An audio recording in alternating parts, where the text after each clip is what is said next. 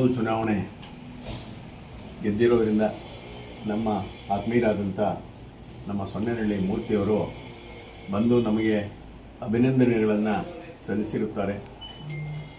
ಅವರ ಅಭಿನಂದನೆಗಳಿಗೆ ನಾವು ಪಾತ್ರರಾಗಿ ಮುಂದೆ ಕೂಡ ನಮ್ಮ ಎಲ್ಲ ಏನು ರೈತ ಬಾಂಧವರವರೇ ಅವ್ರ ಪರವಾಗಿ ಕೆಲಸ ಮಾಡಲಿಕ್ಕೆ ನಮಗೆ ಪ್ರೋತ್ಸಾಹ ಕೊಟ್ಟು ಕೆಲಸ ಮಾಡಬೇಕಂತ ಅವರ ಆಸೆಗಳಿಗೆ ಯಾವತ್ತೂ ತೊಂದರೆ ಆಗದಂಗೆ ನೋಡ್ಕೊತೀವಿ.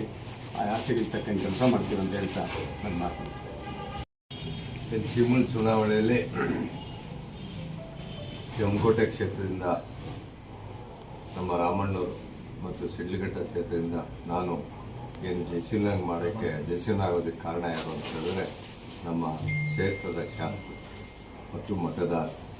ಅದರ ಪರವಾಗಿ ಇವತ್ತು ನಮ್ಮ ಸೊನ್ನೆನಹಳ್ಳಿ ಮೂರ್ತಿಯವರು ಒಂದು ಅಭಿನಂದನೆ ಸಲ್ಲಿಸ್ತಾ ಇದ್ದಾರೆ.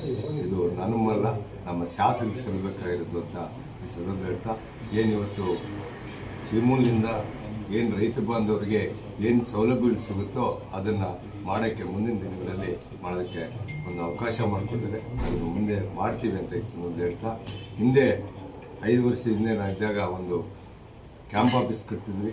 ಒಂದು 25 ಎಕರೆ ಜಮೀನನ್ನು ಕೊಡಿಸಿ ಒಂದು ಕ್ಯಾಟಲ್ ಫೀಡ್ ಮಾಡಿಸಿದ್ವಿ. ಇದಕ್ಕೆಲ್ಲನೂ ಸಹಯೋಗ ಅಂದರೆ ನಮ್ಮ ಶಿಡ್ಲಘಟ್ಟ ಅವಕ್ಕೂ ನಮ್ಮ ಶಾಸಕರು ಸಮಾಜ ಸೇವಕರಾಗಿದ್ದರು.